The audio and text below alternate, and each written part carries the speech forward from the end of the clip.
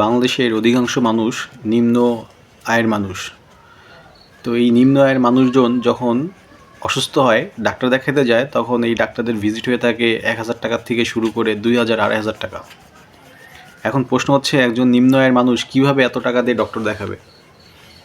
সহজ অ্যান্সার, যে তুমি সরকারি হাসপাতালে চলে যাও, 10 টাকা দিয়ে টিকিট করে লম্বা সিরিয়াল ধরে, মানে যেখানে ডাক্তার রোগীর কোনো কথাই শোনে না, শুধু জিজ্ঞাসা করে কী হয়েছে, যে পায়ে ব্যথা, জ্বর ব্যথা, দাবার দাব হচ্ছে, কমন ওষুধ লিখে দেয়, অ্যান্টিবায়োটিক দিয়ে দেয়, ফ্রি কিছু অ্যান্টিবায়োটিক দিয়ে দেয়, বাস শেষ। কিন্তু একটা মানুষের, একজন নাগরিকের কি আসলে এরকম চিকিৎসা পাওয়া উচিত? নাকি তাকে 10 মিনিট দেখবে, 15 মিনিট দেখবে, 20 মিনিট, প্রয়োজনে 20 মিনিট দেখবে, দেখে রোগীর যথার্থ রোগ নির্ণয় করে সে অনুযায়ী ব্যবস্থাপনা নেওয়া?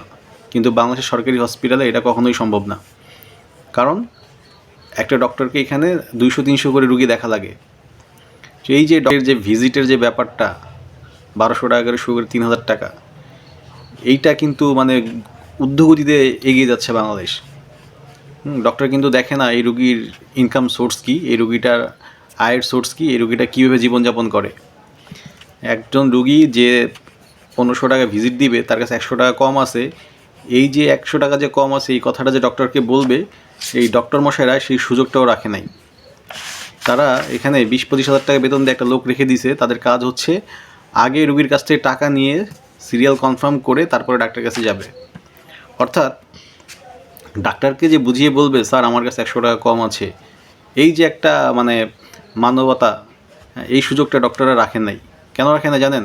কারণ ডক্টরের কাছে এসে যদি কোনো পেশেন্ট বলে, ভাই 50 টাকা কম আছে, তাহলে তার মনটা নরম হয়ে যেতে পারে, সে স্যাক্রিফাইস করেও দিতে পারে, যাতে সেই মানবতাটা দেখাইতে না পারে। এই কারণে হচ্ছে সে এখানে একটা লোক রাখছে। এই হচ্ছে বাংলাদেশের ডক্টরদের মানে মেন্টালিটির অবস্থা এই। আবার আরেকটা জিনিস দেখবেন, এই ডক্টরগুলো যেসব হসপিটালে বসে তাদেরও কিন্তু ডিমান্ড থাকে।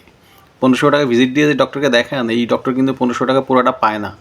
এই হসপিটাল এখান থেকে একটা কমিশন খেয়ে থাকে। এর বিনিময়ে কিছু আবার ডক্টরকে দিয়ে থাকে। কী দিয়ে থাকে? ওই যে টেস্ট যেগুলো করায়, সেই টেস্টের উপরে 40% 60%, মানে এটা হসপিটাল ভ্যারি করে, এরকম কমিশন দিয়ে থাকে ডক্টরদের, যেটা মাস শেষে তার অ্যাকাউন্টে ঢুকে যায়। তাহলে চিন্তা করেন, মানে বাংলাদেশে মানুষের চিকিৎসার নামে ডক্টররা কী করতেছে। ওই যে নচিকাতা বলছে না, মানে ডাক্তার তো না কষাই, কি একটা গান আছে না, আসলেই তাই। তো বাংলাদেশের ডক্টররা ধীরে ধীরে স্লোলি এরা কি কষাইয়ের দিকে চলে যাচ্ছে। একটা পেশেন্ট যাওয়ার সাথে সাথেই তাকে 4-5 হাজার টাকা টেস্ট দিয়ে দেয়। সেই টেস্টের মধ্যে আবার তাদের বাণিজ্য থাকে। আবার কিছু ওষুধ লিখে দিবে, সেই ওষুধই আপনাকে খেতে হবে। আপনি যদি অন্য কোম্পানির ওষুধ খান তাহলে চলবে না। এমনও কিছু ওষুধ আছে যে ওষুধ আপনি খুঁজেই পাবেন না, মানে উনি যেখানে বসেন ওইটা আশেপাশে ছাড়া কোথাও খুঁজে পাওয়া যায় না। এবং ওই কোম্পানির ওষুধের নাম শুনলে মাথা মানে আকাশ থেকে পড়বেন, এই ওষুধের নাম বাংলাদেশে কেউই চিনে না।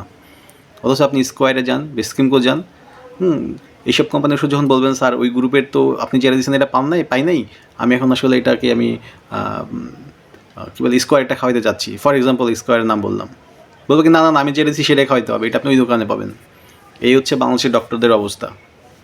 কি বলবো, আমরা কোথায় যাব? আমার মনে হয় ডক্টরদের সংস্কারের মানে সময় চলে আসছে। এটাকে সংস্কার করা উচিত। তাদের একটা রুলস রেগুলেশনের মধ্যে আনা উচিত।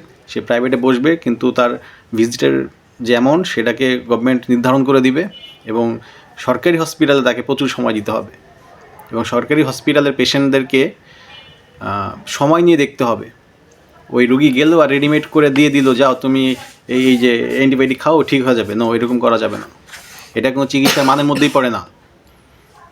এটা কোনো চিকিৎসার মধ্যেই পড়ে না। যখন কোনো পেশেন্ট আসবে তাকে মানে একটা স্কয়ার হসপিটালে, অ্যাপোলো হসপিটালে যেভাবে ট্রিটমেন্ট করা হয়, সরকারি হসপিটালে একইভাবে ট্রিটমেন্ট করতে হবে। তাহলেই বুঝবো যে বাংলাদেশের স্বাস্থ্য খাত অনেক ডেভেলপ হয়েছে, অনেক ভালো পর্যায়ে গেছে। বাংলাদেশের স্বাস্থ্য খাতটা এরকম, আমার তো মনে হয় না বিদেশ থেকে ওইখানে চিকিৎসা নিতে আসবেও না। যেখানে ভুল মানে বাম চোখের সমস্যা হলে ডান চোখের অপারেশন করে ফেলে, এই হচ্ছে ডাক্তার। তাহলে এগুলো কি অটো পাসের ডাক্তার নাকি? তো আসলে এখন সময়ের ব্যাপারে ডক্টরদের এই স্বাস্থ্য বিভাগটাকে সংস্কার করা খুবই জরুরি। যারা আছে এই স্বাস্থ্য বিভাগটাকে সংস্কার চান, সবাই আওয়াজ তুলেন, দেখবেন অবশ্যই এটা একটা না একটা ইফেক্ট পড়বে।